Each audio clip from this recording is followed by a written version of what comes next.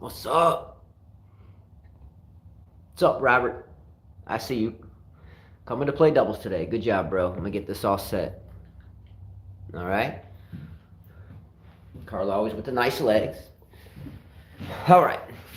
We ready to go? Yeah, I'm just waiting for it to pop up. Really excited about today, by the way. It's been a long time since we've done a show, right? Mm-hmm. Been pretty busy, but happily busy. And I have the tripod here, your foot, so watch your foot.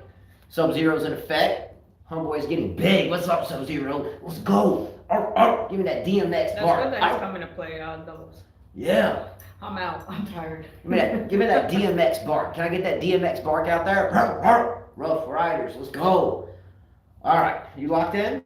Yes, I can see it now. Yeah, perfect. All right, everybody ready? Lock in? Yeah. Let's go. Lock in. Boom, boom. All right. Hello and welcome back to another 5K tennis discussion. Today is Friday, February the 25th. As usual, if the internet cuts off, we will start a part two. We are at Mirror Lake, our racket club, today. And we had a break between, I think, 12 and 3, so we wanted to go ahead and do a show today. We missed all of you. What are your sentiments, Carla? You missed these guys and gals, or what? Sure, of course. We've just been so busy with hardly any breaks. You can tell I'm really tired, but hardly any break. So yeah. Yeah, so It's been a long week. Just so you don't think we're bailing on our shows, we will always do shows daily during majors. Generally, we're up at 4:30 and we don't get home, which we live about an hour away, until about 8 o'clock at night, and then we eat, crash. And then I hardly sleep. Yeah, we don't get a lot of sleep, so we're still trying to work out the logistical things, and we'll get that done. Okay, anyway, what's up? We're going to start this show with something more important than tennis, okay? It's more important than tennis, and I know that Daniil Medvedev shared these sentiments, and that is the invasion of Ukraine. A big shout out to all the Ukrainians out there. There have been a lot of Ukrainians that have followed this channel for a long time. There are also a plethora of Ukrainian tennis players as well as Russian tennis players that we have all followed. And tennis is an international language, so we should use this platform and tennis as a whole to reciprocate what Daniil Medvedev has told all of us, that, you know, this is more important than tennis. So let's talk about this just for a moment. You all know I love geopolitics. I graduated from the University of South Alabama. My major was psychology, and I had a double minor, sociology and history.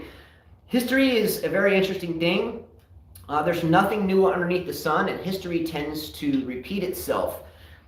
We know that the Ukrainians and Russians have had ties for 1,000 years plus. So I don't want to bring up the fact, I don't want to get into who's right or who's wrong here, because none of us know quite the answer to that. It's the historians and those that live in that part of the world that know that true history like we know our history. And the sad part of it is some people in the United States don't know anything about U.S. history. And that's a flaw and another story for another day. First of all, a shout out to everyone in Ukraine. I couldn't imagine waking up and having missiles slamming into buildings adjacent to us. I'm not going to get into whether or not we care for Putin's decision or anything. Simply wanted to say this, okay? Simply wanted to say this. Life is tough. Life is hard. There are ways to work things out diplomatically. Putin decided not to do so, and I hope the best for all the Ukrainian people. It's just very interesting to me that in the year 2022, that we still have tyrants or dictators that want to tread on other people's turf, right? Yeah. I think the videos are pretty sad. A lot of dead people you see in the streets, buildings bombed. If you watch the news a lot, you hear the Ukrainian military fighting, not giving up. It's sad. It's kind of hard to believe in 2022 that that's even allowed to happen. Yeah. Wow. Now, furthermore, a lot of our viewers are from Serbia. I wanted to bring this up because the Serbians are very well schooled in having bombs drop on them. A lot of the Serbian viewers we're really kind of close with because of their mindset, and I'll relate this to tennis for a moment. We've talked about players like Novak Djokovic, Helena Yankovic, Anna Ivanovic, who is such a lovely girl and a wonderful player, that had to play tennis in swimming pools that were drained because there was bombs falling at ground level. So they would hit against a backboard or a wall, but that wall was drained out deep into the swimming pool. So I have to humble myself for a moment, not that I'm not humble, and hope that the Ukrainians are able to withstand this barrage of geopolitics and decisions that are made from a handful of people. And hopefully they continue to stay positive and work hard. Dog snoring. Anyway, shout out to those of you in Poland, Latvia, Estonia, Lithuania that have their doors open to the Ukrainian women and children so they can at least have a place to go where there's no bombs falling on their head. What's up, Serbians? Anyway, it's a shame. The men, I think the men in Ukraine between the ages of 18 and 60 cannot leave, and they need to volunteer for service. And good for them. At that point, you would have to volunteer, wouldn't you? I mean, let's go. I think if the more people you have, the better chance you have, right? Numbers speak for themselves, unless they're super smart with tactics. But I heard a lot of the stuff, a lot of the generals, ex-generals in the United States were explaining things that Putin, or whatever his dumbass name is, was doing wrong. This guy 1000 said, crazy how one guy can cause all of this. Gene Schwartz says, how often do you guys hit against a wall? Often. No, not having. Well, we have a wall right outside. I haven't hit against one in a long time. It's been. I hit yesterday on one. I don't. It's been the last time I hit on a wall. I think my kids were at a Fairhope tournament. Oh yeah, we did that with our kids. Yeah, they had a nice wall there. Yeah. So it was like a couple years ago, 3 years ago. Yeah, the wall is brilliant to hit against because the wall doesn't know top spin, underspin. It just knows it's coming back to you. It's a great tool. That's how I got back into tennis after quitting for 8 years. Yeah, the wall will also teach you patience and discipline because if you hit the ball too hard, you can't hit it back because it's right on you in a hurry. Yeah, so you have to control the ball. And it's really good for footwork because you don't have too much time to hit the next shot. So it really keeps you on your toes. I agree. I just don't have time because I'm always hitting against students. So. All right, as we move out of the first intro, kind of shout out to the Ukrainians. My thoughts on what happens moving forward is that, Vladimir Putin is not a dumb guy. He's highly intelligent, and he has his mindset and beliefs on one thing, and that's getting Ukraine back, as well as some other ex-Soviet provinces. But I think this time it backfired on him. We know he invaded Georgia. We know he invaded part of Ukraine, i.e. Crimea. We know he invaded, what was the other one? There was another one out there. Oh, Chechnya and so forth. But anyway, I think this one will kind of ruin his perfect hitting streak of invading and getting away with it. I think this will change things for sure. Also, I can assume that a large portion of the Russian population is not too happy about the situation as well. All right, first topic involving tennis. Let's get right into this. First topic is going to be about Novak Djokovic. And a lot of you, and not you that are watching, but maybe people that watch this a week from now or 2 weeks from now, we get messages, all you talk about is Novak. It's not that all we talk about is Novak Djokovic, is that what has happened in the past, say, 6 months in tennis. It's pretty much all involved Djokovic outside of Nadal winning the Australian Open. Djokovic, had tied everybody at 20. Then COVID came around, and then Novak Djokovic was treated like absolute garbage at the Australian Open. Well, COVID already happened, even when he got his 20. Yeah. He was already playing during the COVID time. So we had Robert, what's up, Robert, out there. This is a fine young man, one of my best friends on the planet, if not the. But Robert sent us a message yesterday that indicated he was watching a YouTube channel, and it involved the match between Vesely, the 6'6" lefty serve and volleying American, and Novak Djokovic. Carl and I were teaching. Wait, that's who beat him? Vesely beat him in, yeah. Oh, I didn't know. Yeah. Oh, that made me laugh even more. Okay, first of all, we wouldn't be talking about this had Novak been allowed to play at the Australian Open. We wouldn't be talking about how he probably wouldn't even have played Dubai if he were allowed to play at the Australian Open. You think? He probably would have been still number one. He couldn't defend points. That's a lot of points. Isn't that 1,000 points? Yeah. 1,000 points. So Medvedev is now number one by default. Wow. Wait, that's who beat him? Vesely, yeah. That's like as bad as Sonego. Yeah, now here, Oh, man. so here's Oh the. no, I was about to say Czech. That's what I said. American? Oh, what did I say? You say Sorry, he's American? I'm I was thinking like, about. what? I'm thinking about like the war still. Sorry. Okay, so why am I bringing this up? Because this is the thing. Carla and I always get some really colorful comments and emails and messages and so forth. What? He beat him twice? He's beating Djokovic twice? Well, good for him. I guarantee you that won't happen. So it's not a shocker then. I guarantee you that won't happen in the best of five at Wimbledon, the French, Australia, the U.S. I'll go ahead and guarantee you that. But let me go ahead and say my favorite acronym. You guys know I love acronyms, and my favorite acronym is WGAS, which is WGAS, and it stands for Who Gives a Shit. Okay, now second of all, for a specific or whatever channel he was watching, for someone to proclaim 2016. Oh, that's the last time he beat for someone to proclaim that this was quote unquote, this is what Robert told me, that this is one of the biggest upsets in recent history. I'm calling out whoever said that as a brown-nosed idiot. Just saying. Why am I saying that? Can we not forget that Novak Djokovic this year has been drugged through the mud, no different than a tank track running through the plateau in Ukraine, right? Mm-hmm. He's been drugged through the mud. He's been treated like garbage. He's been treated like shit, okay? He has been the focal point of hate from anti-vax people and all this stuff, okay? Number one. I can guarantee you Djokovic's mindset about losing this match is woogies. He doesn't give a shit. No, I'm sure he got pissed off that he lost. Maybe. He says he's pissed off, but... You think he lost sleep over it? No. Come on. I'm sure that he's upset he lost the number one ranking. I'm sure that pisses him off more because he was on a 366, was it? Woogies. He's got it. No one's going to overcome that. So Woogies, right? Yeah. Why did Djokovic lose to Sonego? He had his weeks at number one. He had accomplished it. No one's going to come close to that. So he lost to Sonego. Woogies, who cares? Whatever. We talked about this when it happened. Mm-hmm. So is it fair to say that this is the biggest upset in recent history? Are you serious? Wait, I mean, Nadal's lost to some questionable players that you have to kind of scratch your head. And I love Nadal.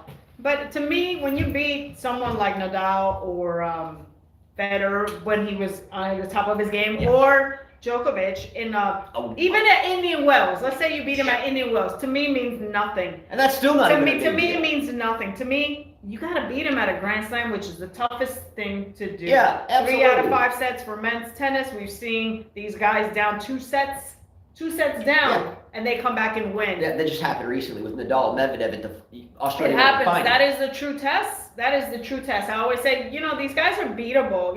Like Nadal could lose in Acapulco. I mean, he lost to Kyrgios, for God's sakes. I mean, you can lose to anybody when you're playing 2 out of 3. In men's tennis, if your serve is down, you better figure it out quickly. Yeah, ask yourself this question when we call when people call this the biggest upset in memorable history. Ask yourself, is anyone even close to running the gauntlet to catch Djokovic's weeks at number one? No one's even going to even come close, right? Yeah. For a long time, we'll probably be dead and gone before it happens. So you can't tell me he's so worried about keeping his number one, and it was such a big upset because of that. He's already got it. It's solidified. No one's going to catch it, probably not in our lifetimes. So, Woogies, right? Yeah, this guy says he needs to put his ego aside, otherwise he'll spend the whole year playing 500s and 250s. It's a good Yeah, comment. I mean, if Novak wants to play those slams, unfortunately, he's going to have to do what he doesn't want to do. Jose P says, sucks Djokovic can't play any upcoming Masters tournament. Gene said he could play Rome Masters. They allow unvaccinated players. But the whole goal is the Grand Slam for them. Exactly. Those smaller tournaments don't matter. They don't need the money. They don't need the ranking points. They could care less about that. Maybe he does the number one, but it's gone now, so he could care less about it. Yeah, and the one seed. Okay, well, who's gonna? They're not gonna put Nadal and Djokovic in the first round of the French Open. It's impossible, right? Mm-hmm. So what's the big? And by far, he's still the best player in the world. By far, in terms of average of all surfaces, right? Mm-hmm. So why would he solidified the record? Why is he worried about winning a match in Dubai? Not really. Sure, he may have wanted to win it, but he's rusty. He hasn't played a lot. He's on the practice court. Two, sure. remember when you go through a lot of mental stuff, how it is. Some guys can't handle mental stuff. Okay, so she looks at me for that. We had a lesson. Man, I could go through so much crap, and I still got to put a smile on my face and teach. But there's some people that can't do that. Same with a tennis match. So why are you looking at me? Let's give you an example. A tennis match. I remember you had to play a tennis match, and a lot happened before the tennis match, and you couldn't concentrate, right? What match was that? No, I'm not going to say it. I'm just saying it happened. So Novak's going through a lot. I've had a couple of those. Today. Just today. That's what I'm saying. Some people can't. It's hard for them. Some people can't. I'm sure that there's a lot going through his mind. Here he about to lose his rank. If he loses, could lose his #1 spot. Can't play Grand Slam tournaments. Got treated like crap in Australia. Has to now find tournaments that he can play. There's a lot. The world hates him because he's chosen this way. He believes in that. There's a lot going through his head. Yeah.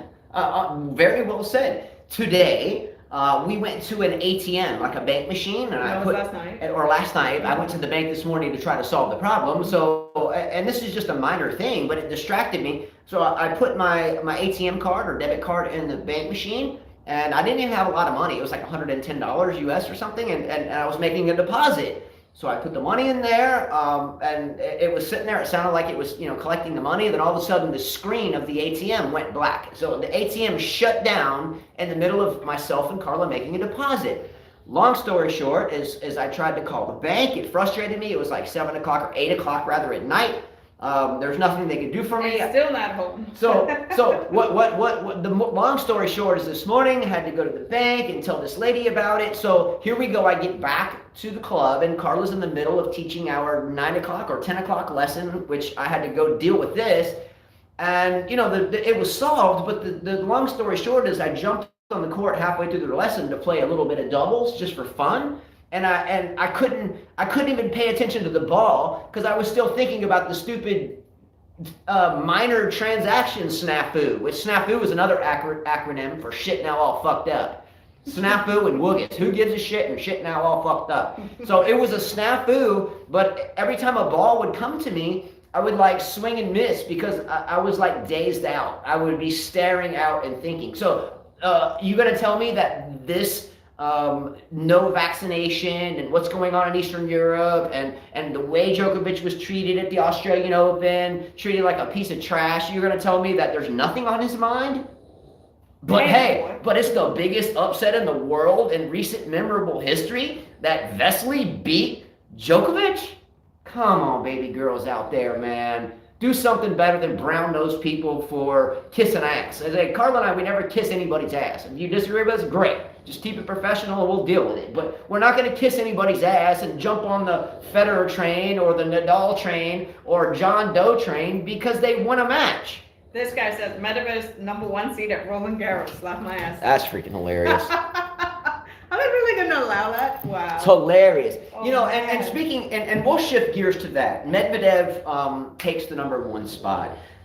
He don't like it. He don't like it. Like a freight He don't like the fact that Medvedev's #1. Medvedev takes the #1 spot. What I wrote on my scratch paper for today when I wrote this as a topic, I want to rip. Sad. Not that I hate Medvedev, not that we dislike Medvedev, not about the Russian invasion or anything about that. But what have we bitched about for 3 years on this channel since we started doing shows? What have we bitched about? What part of Medvedev's game does he lack? He's improving, but what part of his game is subject? The net. He doesn't play the net very well. Have you ever heard a dog snore in your life? Yeah, he's a good boy. He doesn't play the net very well. So here we are, new #1 player in the world, not a new player, but he doesn't play the net very well. He's an asshole.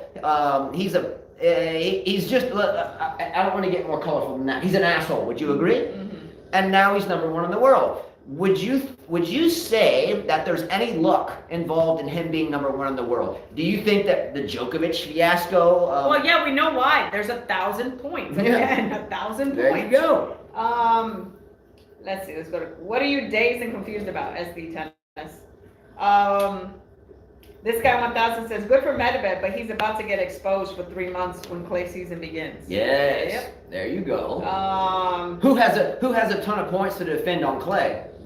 Nadal. Didn't Djokovic play some too? Djokovic has some points He to could drop defend. more. The more points he loses. Djokovic will be fine. When it gets to 3 out of 5 sets, you have to remember. No, I'm talking about if he's not. That's not what I'm talking about. As far as losing, the part. Someone made a great comment here. This guy, he said he's the only unvaccinated player in the whole top 100. That should tell him something. What I'm saying is, if they're not allowing him to play the tournaments and that he's played before, you keep losing points and you keep losing more points. Like Sophia Kenin today, I looked at the ranking. She's in the 100 now. Where just a year ago she was in the top. That's what I'm saying. If you can't defend your points, you're in trouble. She brings up Sophia Kenin. Do you 2,000, even more points. 2,000 points. It's a lot. You bring up Sophia Kenin, Carla. We've talked about ad nauseum here, and everyday conversation about people that are one and done, right? They win a major, they don't show up, or they win a major and then they retire, or they win a major and you've been on tour forever and they finally win one and they're done. Sophia Kenin, in my opinion, doesn't fit into this conversation. Why? She's still very young. She has all the ability in the world. She won her major, and instead of her, like Wozniacki or Anna Ivanovic that fought for so many years, they won it and they were, at peace and harmony with nature, at peace and harmony with their lives in tennis. They bowed out of the game, understandably.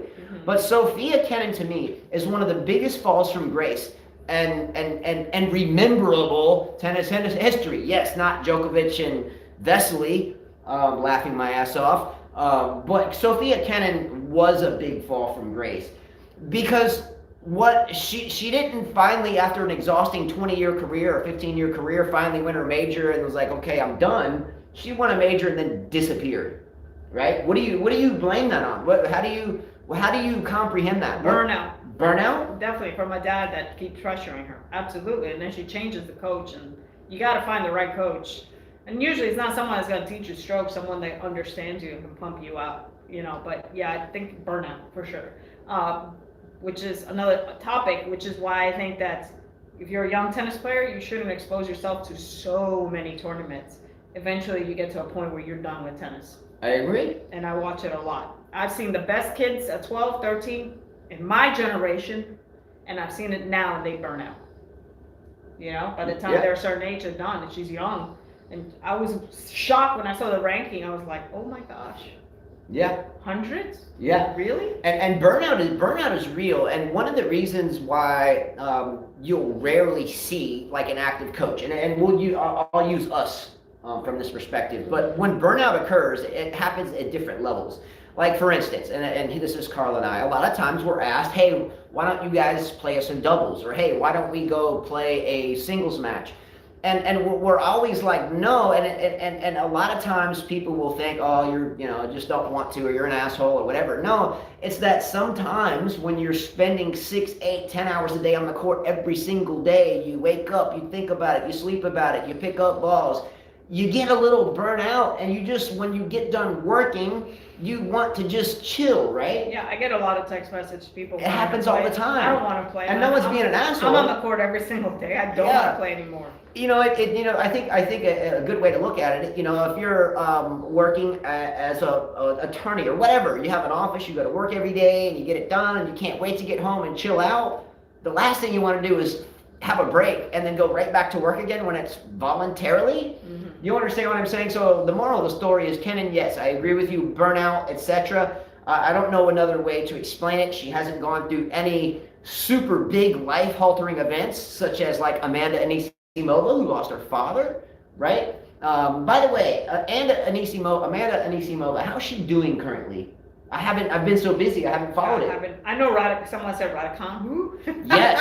Okay, who said Raducanu who? Oh man, Gene Sports. Okay, this is the topic, and it involves Raducanu who? Who is that?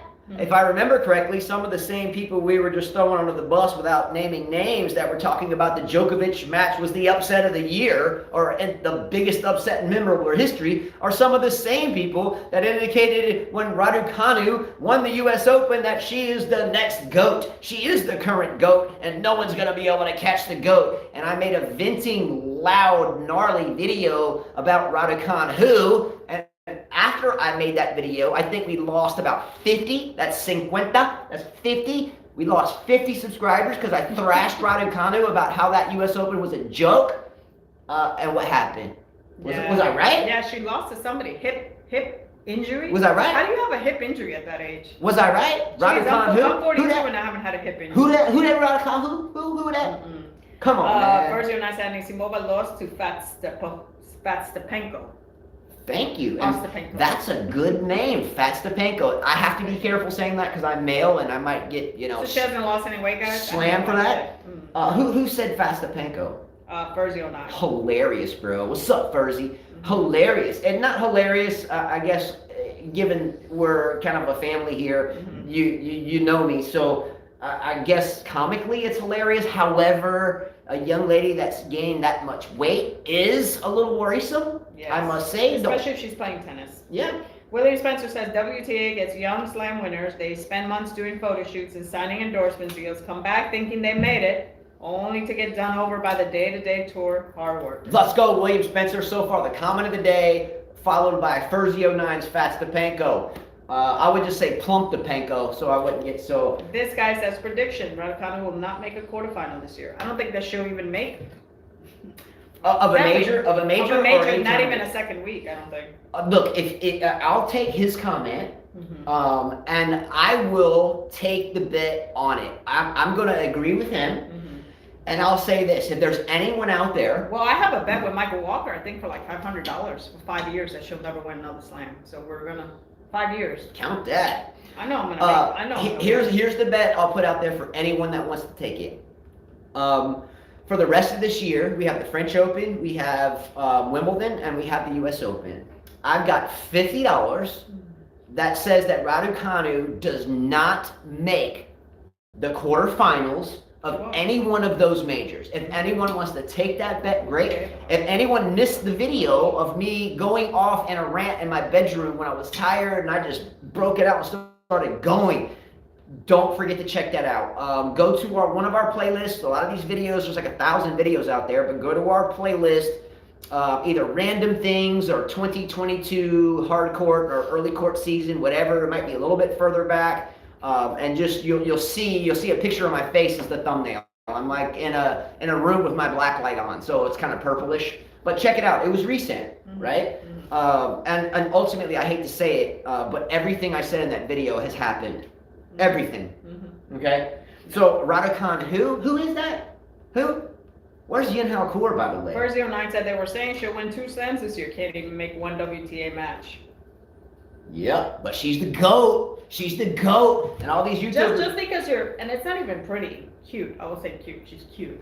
Yeah, she's just a baby. She's a baby cute. girl. I can't even say she's pretty because I've seen a lot of the WTA players, anybody Russian descent that are drop dead gorgeous. You know? Yeah. She's just cute. I mean, they automatically assume because it's a cute girl that she's gonna be the next thing. Whatever. When she won the U.S. Open, within about a week or two, she was at the Met Gala, which is this just thing, and all these super rich people come in these crazy outfits, and she showed up there. That's what spawned me to make the video. She's at the Met Gala because she won a fluke U.S. Open at the tail end of the lockdown and so forth, and it's a big deal.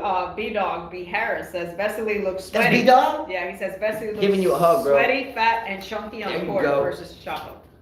Hey, look what I got, by the way. My shoes are dirty right now, but I did get the Osaka shoes. Yeah, let's check them out, Carla. They're dirty right now. I gotta clean up. Oh yeah, she got the clay going. Yeah, we got the little Osaka, the New York, got the 14 karat gold, not really. The Haitian thing. New York. I like the brown, yellow, Puerto Rican, the Haitians. Oh, let's go. New York, and then the Japanese flag right there. Yeah, big things. All right, so yes, I think we can all agree that Raducanu, and I think all the 50 people that unsubscribed when I ranted should check their math because your shit was whack. All right, let's jump into this. Sissy boy, not sissy pass, not sissy boy, sissy pass, but linguini noodle, puppy hating, Lindo firing, immature, sleeveless tank top wearing, looks like a piece of, what's that stuff called, fettuccine, Zverev, and his smashing the umpire chair with his racket. Okay? The last time I saw someone smack a racket on an umpire's chair was Pliskova. Remember this? Yeah, she hit it like a couple of times. Whack, whack, right? Nothing happened to her. Zverev Nothing- just totally nothing happened to him. lost his mind. But let's talk about why maybe he was irritable before I give a shit about the racket. Why do you think? Why do you think that maybe he was irritable and maybe not even consciously aware of it? Because the night before, he didn't finish the singles match till 4 in the morning and was in Mexico? Yeah. So, Carla, let me ask you a question. If I don't sleep very much and I'm talking for maybe an hour or two and you wake me up in the morning, how nice am I? Not nice. I'm not nice at all, okay? Not having it. I don't want to hear it. I don't want to hear kids crying and whining. If I slept for an hour or two, been working all day and get 2 hours of sleep or less than that, and I wake up and I hear people whining and crying about going to school, I'm like, shut up. Who gives a wuggus? Let's go. I don't want to hear it. So the only lifeline I'm giving to Zverev is this. I'm grouchy, but I'm not mean. He lost his mind almost in a criminal way, by the way. The umpire that was in the chair was obviously freaked out. I wouldn't blame him. He almost hit him on his foot. I would have DDT'd his ass. I would have climbed up on the umpire chair and stood up and done like a superfly Jimmy Snuka and been like, get some, elbow in the face. No way I'm letting someone smack a racket like that at me. That's why I'm not an umpire. G Short says the tournament schedule in Acapulco is so bad. It's so bad. You know, it's their Mexico, third world country. You know, they do everything ass backwards. Underlay, Iba. Oh. Ass backwards. Everything ass backwards. You call that bass backwards. Bass backwards. Mm-hmm. You get it? Could you swap the B for the... Yeah, okay. This guy said no sports allowed it to disrespect officials as much as tennis does. I agree with you. I totally agree with you. The flagrant... Could you imagine if this was an NBA game and, you know, LeBron's like shooting a three, a foul's missed, he gets the basketball and slams it at the ref and then goes gets it again and slams it at the ref again. Could you imagine Tom Brady in the huddle getting the snap, drops back, throws a pass, gets drilled on his ground, they miss the unsportsmanlike conduct thing, and Tom Brady gets the ball and pulls up to the ref and throws it right in his face. Here, give me that ball again. Let me throw it in your face again. What a bitch. Zverev is a puppy-hating bitch. But I'm giving him a lifeline, knowing that he probably slept for an hour or two, and he probably wasn't in his right frame of mind. I would have played doubles then. I would have said screw the doubles. He should, yeah. And then the tournament, I think Acapulco, Mexico, the tournament shouldn't have put him on the court because he just finished it 4 o'clock in the morning. 4 in the morning. I think it was almost daybreak, like 4:55, 04:55. If you know, tell time with the 24-hour clock. Mm-hmm. How are you going to put a brother on the court the next night when homeboy only slept for an hour or two, right? Mm-hmm. Doesn't make any damn sense. So B. Harris is asking me, Carla, do you really think that Djokovic was legitimately rusty from not playing for 3 months? I think it was more mental than anything. Mental. I think a lot of stuff's going through his head. So I think that's what it is. You know, and let's be real, anyone could lose in a 2 out of 3. To Djokovic, you know, you yourself say it a lot. Oh, he lost to a tomato can or whatever. I mean, that sounds like some B-dog shit. I mean, that he lost to a tomato can. I mean, it happens. He's done it before where we've kind of scratched our head and like, what the hell? Yeah, and sometimes when these, you know, lower tier players, Vesely, no disrespect, you know, it's a 6'6" lefty serving volleyer. Do yourself a favor, and when we do the French Open fantasy team and we do our $500 giveaway, don't get lured into a who gives a shit wuggus match like everyone did with Sonego when he beat Djokovic. You know, when Sonego beat Djokovic, everybody on the next fantasy team, Sonego everywhere. That just shows elementary tennis wisdom. Vesely is a good player. I get it. He's in the top, you know, a couple hundred in the world or top 100 now, I think. But don't lose. Robert said he qualified for the tournament or something. Well, good for him. Don't lose sleep over the loss. I can assure you that Djokovic's mentality is wuggus. Who cares? Whatever. Next tournament. I just want to keep trying to track down Nadal now. Plain and simple. He should have gone to Acapulco then. Whatever. They allow unvaccinated players. Look, Djokovic could not play a tournament for the rest of the year outside of the majors, and I would still pick him to win every one of them, including the French Open. If he's allowed. If he's allowed. You see what I mean? He's allowed, yeah. Okay. Yeah. Breaking the racket, back to puppy-hating, linguine noodle, fettuccine looking with some Alfredo sauce, Zverev. Hey, notice how there's no COVID conversation with the war thing? They need a sidetrack. They need to deviate our attention span to something else. How about do you think the whole Ukrainian invasion thing was meant to deviate us from COVID, deviate us from shitty economy, deviate us from shitty economy? Yeah, everything's getting high. Yeah, watch out for that real estate bubble, because when that real estate bubble hits, bow. Everything's going, yeah. And the recession's coming. The real estate agents are gonna be in trouble. Yeah, real estate agents are gonna take a hit eventually. Remember 2008? It's gonna happen again. I remember that. But next time worse. I was in Florida. Every house was for sale. For sale. Mhm. For sale. I mean, there were 10 on one block. Yeah, we have a couple of friends that are really big into economics and professors nonetheless, and they always talk about the bubble as a much bigger bubble than it was prior to 2008, and that bubble, it will burst. So be careful. Those that bought houses at a really high value right now, it's not a buyer's market right now. I won't get into that. It's a seller's market.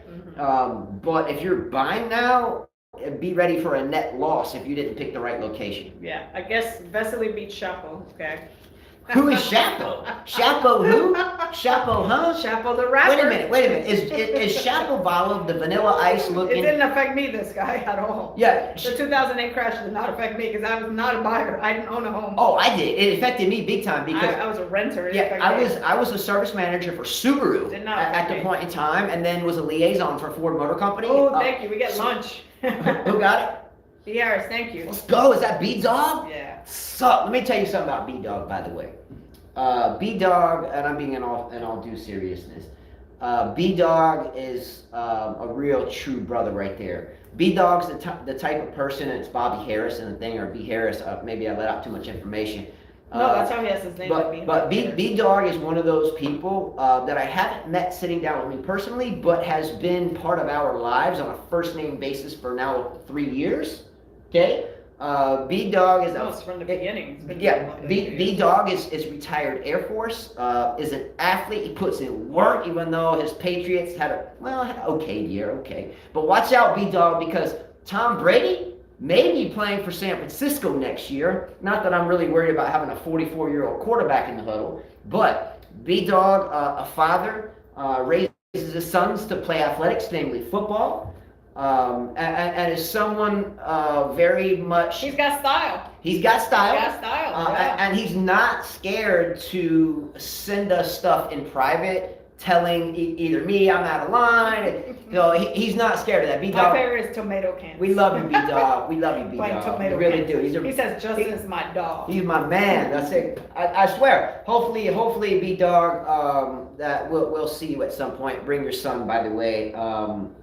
Please do. That would be really special to all of us here at 5K, all 5 kids and the both of us. I mean that, bro. Love you. I really do. All right. So run down the list real quick. Actually, no. Go back to Zverev. We didn't finish that. Breaking rackets is unacceptable. No. Smashing rackets is unacceptable. We've talked about this before. There are starving children in the world. There's those people in Ukraine that now whose buildings are in rubbish. There are millions of people on this planet that wish that they could have a tennis racket to go hit a ball with, right? I've mentioned this before, that there should be some type of donation bucket that if a player wants to break a racket and they get all pissed, they can drop the racket in the bucket. They can the tournament directors could do 2 things with the bucket. A, they can auction the racket and give it to some type of charity. These days, even charities will take your money and use it for whatever reason. That's not what you gave it to them for. So, namely, just give the racket to someone, donate it, let them have it. The players should be disciplined much more than they are. Someone mentioned a comment a little while ago. Tennis is the sport in which everything tends to not be a big deal. Let's look at NBA. Let's look at football. Let's use Tom Brady since I just mentioned the B-Dog. Let's look at Tom Brady. Okay, he gets throws an interception. He goes to get the football and freaking starts stabbing it with the damn pen and blasts it on the ground and throws it against the damn wall. He's gonna get fried. He's gonna get hammered. He's gonna get a $500,000 fine. ESPN's gonna knock him in the dirt. The thing is that tennis, it's going through kind of a waning stage of popularity. So tennis lets it go so it can gain more views. If you see tennis highlights, it's either one of the big 3 won a major or some dipshit just broke a racket, right?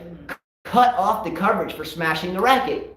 Okay, because it's enabling players to continue to do it, and it makes tennis look stupid. Yeah, I've said this before. It's ridiculous, right? I've broken one racket in my life, and I did that only because it was already broken. It was already cracked, and I knew I couldn't string it again, so I lost the point. I just smacked it and grabbed another one. I've never done that. Ever. Never broken a racket. I've never broken a racket. I hate seeing anybody break a racket. Throw a racket. Okay, I get it. Sometimes we throw a racket, but I don't like seeing bad behavior. Cursing, I think I put it on the Facebook, breaking a racket, throwing your racket, cursing, yelling, making the other person feel bad, your opponent. The worst to me is when you, Dad, he sucks. He sucks, That shot was weak. You're like, at the same time, you're disrespecting your opponent. But what he did to the umpire, the match was over. It was over. There was no need for him to do that. Let us go. Oh yeah, it's stupid. It's stupid. And these pros have custom pro stock rackets. So Zverev doesn't go to Tennis Warehouse and just like give me that 4 1/4 grip, strung at 55. Man, these are rackets. Pro stock rackets are generally what I have a pro stock racket. It was given to me. Thank you, Adam Friel at Diadem. I love you, bro. Really mean that. Let's go, Adam Friel. So it takes a lot to get a pro stock racket. Custom weight, custom balance, custom grip, everything. What's a pro stock racket, Carla? Like $750, $1,000, something like that. And then you just go blast it on the chair and disregard it. What an idiot. Here's another bet I'll take. Like, what were you trying to tell him, that I'm gonna kick your ass? I'm gonna. Yeah, what are you gonna fight the ref? You link Winnie Noodle, man. You look like a little sissy boy. SD Sandy bets on Vesely versus Rublev. I think Rublev is gonna beat him with the vamos. I think it's gonna get to his head. Man, Rublev is gonna beat Vesely like a set of bad brake pads, beating rotors. Vesely's got no shot. And if so, Woogies. Who gives a shit? Because it's not going to matter anyway when it gets to the best of 5.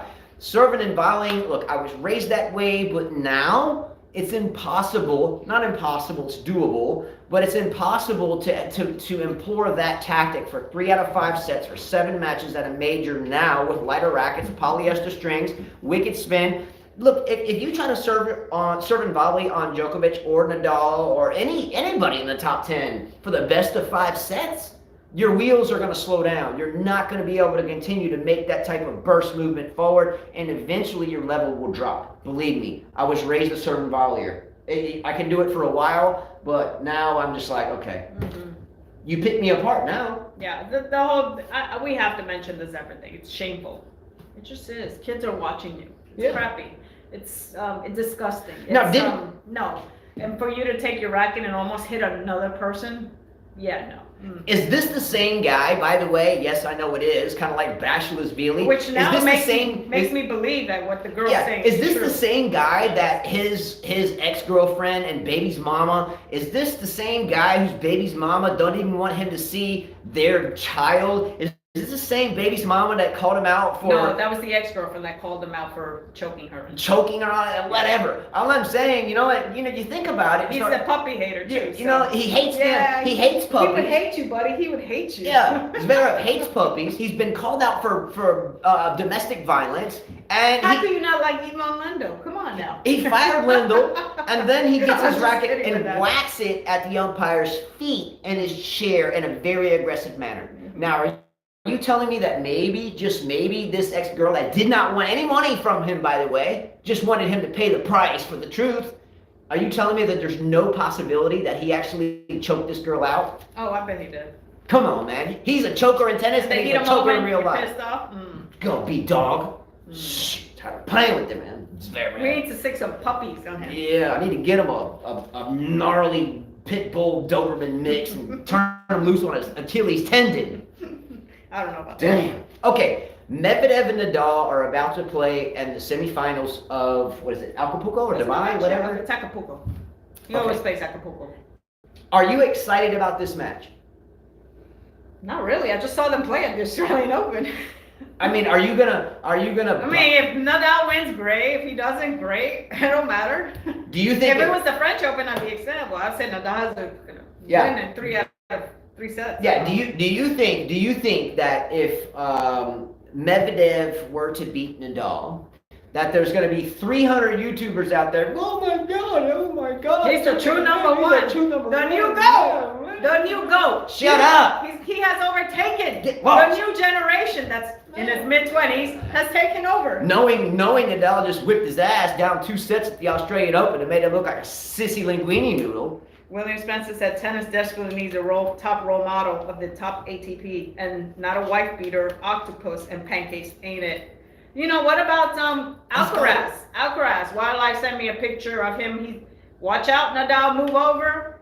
The new, Alcaraz, he was in Men's Health showing his abs. And I said, of course, he's a kid. I mean, you can't compare a kid's body to a grown man's body. I mean, we go through a lot more, right? Yeah. I mean, even Nadal's still in shape. But yeah, I mean, he won a 500 ATP tournament. Good for him. I would love to see Alcaraz take over. He seems to be very humble. I think take over Medvedev, Zverev. Well, that's not gonna happen anytime soon. Well, he's getting. I'm not saying he's gonna have. He's getting close. He's humble. I mean, his coach has taught him well. I mean, he seems to be in the right track as far as being. Yeah, humble. absolutely. Yeah. He's a good kid. His sportsmanship is good. I've seen a little bit of terseness from him before.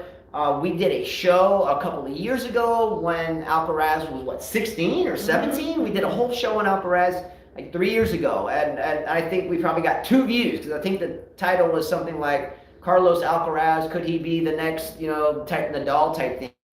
And this has been years ago. Before, now Alcaraz is starting to come into household language, and we've been talking about that here. All of us have, all of you that are watching now are 5K family. We've been doing this together for a long time. We have talked about him and his gifts. His sportsmanship is good. I still would love to see some type of really distinguishable weapon that would separate him from the rest of the pack. Right? You have Djokovic is arguably the best return serve player ever. Federer, one of the most magical movers of ever. Nadal, the true bull, the raging fight that was relentless. Ask Medvedev. What is it that, if we're going to say that someone is going to take over, in other words, a different era is going to begin, a new GOAT will be born, what is it that they bring to the game that's different than anyone before them? Like, look at Jordan, right? I mean, Jordan was just different. He played in the days of big centers and big men and, Bill Cartwright and, Lamb Beer and, all this stuff. And he opened the court up. Mm-hmm. And he was the GOAT of that era. And, now there's a bunch of players that are Jordan-esque. And, someone's going to jump in that's different than everybody.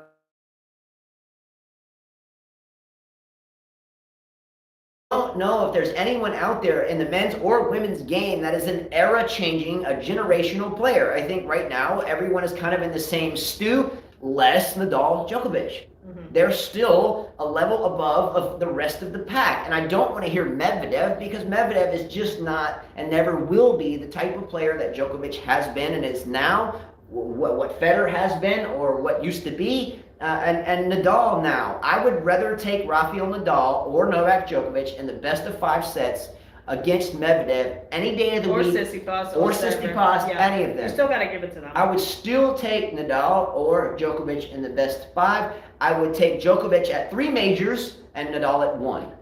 Okay? Obviously. Again, if he could play. Michael Walker says Coco's becoming a double specialist, like early Hingis. What's up, Mike Walker? Let's go. Yep. What's up, Sir John? B. Harris says Coco and Pagula just won the Qatar Open, so that's the double set one. Okay, yeah. Cool. All right. Anything else you have?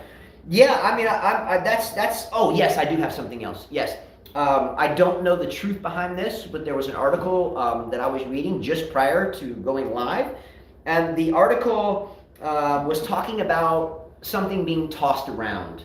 Okay. So I guess there is some jargon, there's some type of low-end conversation about Andy Murray, Raducanu, potentially talking about having Andy Murray help her.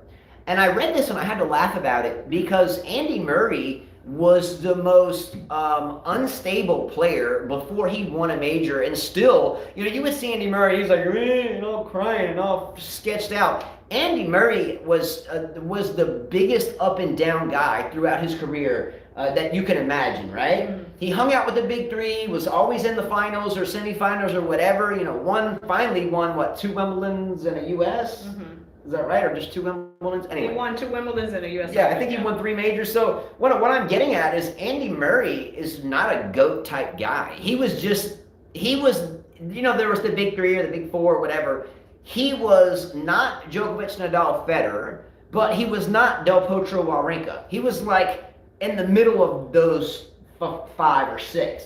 Federer, Djokovic, Nadal, Murray at a different level. It's like a 3-step tier, like gold, silver, bronze. The big three. Then you had Murray, and then you had Delpo, Wawrinka, right? So he never was, but he never had the psychological steadfastness that the other ones have. And Raducanu, I think I would have rather have Murray though than Potro. Just saying. Oh, that's what I'm saying. It was a different level. Yeah. Well, yeah. So he's a silver medalist, and Del Potro and Wawrinka were the bronze medalists, and then the gold medalists were Federer, Djokovic, Nadal. That's what I'm saying. So Raducanu is going to get help from a psychologically, for the most part, weak throughout his career. But maybe I think he can help her in the way that he's been through that. So maybe he can tell her, hey, don't do this. Don't make the mistake I made. Perhaps, It took Andy Murray a lot of damn years to finally win that damn major. He had some tough guys. Yeah. I mean, I think Murray could have won more. I really do. I didn't like his game. I'm surprised he even won one. I didn't like his attitude, but I think that if you really she doesn't need help. She needs to be hungry. That's the key. Be hungry. I did finally watch, by the way, the Richard Williams movie. My kids enjoyed it. My girls enjoyed it. It was good to see the girls, what they went through, and I know a lot of that stuff already. It was good to see that. I mean, they were hungry. The example in that movie is that they never gave up. They were hungry, never gave up. They were hungry and they believed. Those are the 3 things that you need as a champion. You need to be hungry. You need to believe, right? Absolutely. You need to work hard. Bust your ass. Yeah. Never give up. She's talking about the movie King Richard. Carla has been around Serena and Venus. But they did concentrate more on Venus on that movie. Yeah. So I didn't know that they did that. But the girl, they gave the to be a champion. There it is in that movie. They gave you the example of why these 2 young ladies, 2 women now, became the champions that they are. They never stopped. They weren't happy with just winning. Yeah. They weren't just happy with one win. If you notice in the story, it says she won a lot of junior tournaments. She wasn't just happy. She wanted to keep going and keep going and keep going.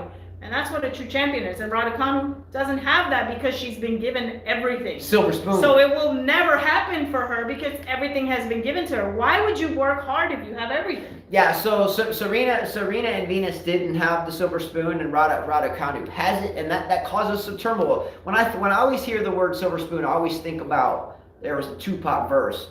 Because we was born without a silver spoon. My broken down TV show cartoons in my living room. Hey, one day I hope to make it a player in this game. You remember this? So, look, at times when Carla and I teach kids, after a lot of years now, I always tell Carla, I want the hungry one. I want the one I have to loan a racket to.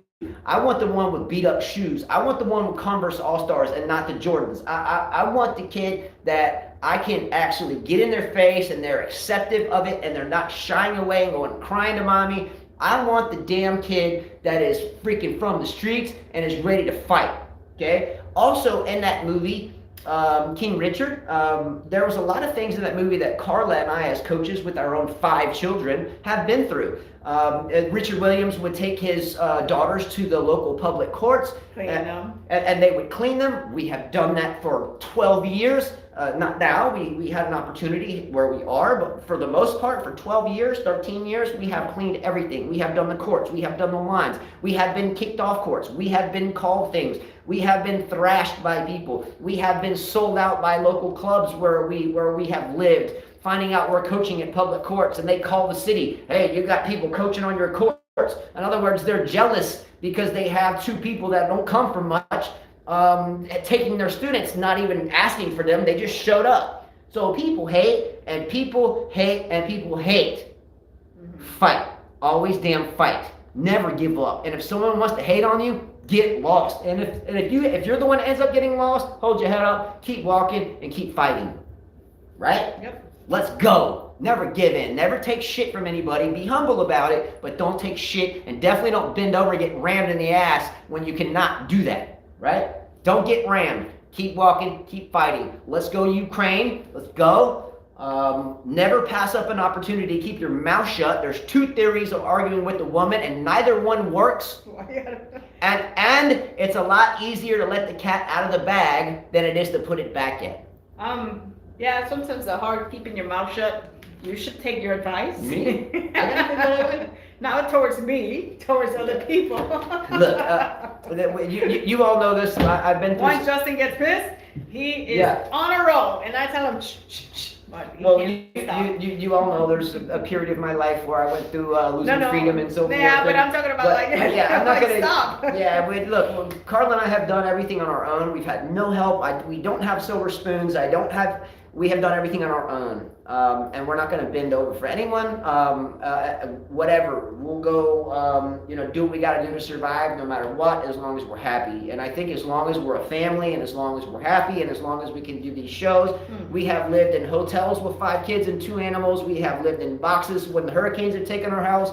When Justin Jr. was born, when our 5th child was born, we had 16 cents in our bank account. 16 cents, am I right or wrong? So there's not a point in time where I'm going to take any shit from anybody if it's bullshit. All right. Just saying. Anyways. All right. Much love, guys. Take care. We'll see you soon. Yeah. Let's go. Bye-bye. Say bye, Sub-Zero. Oh. See you guys. Bye-bye. Say bye-bye. He's cute. Bye-bye. All right. Fair enough. Good show. See you guys soon.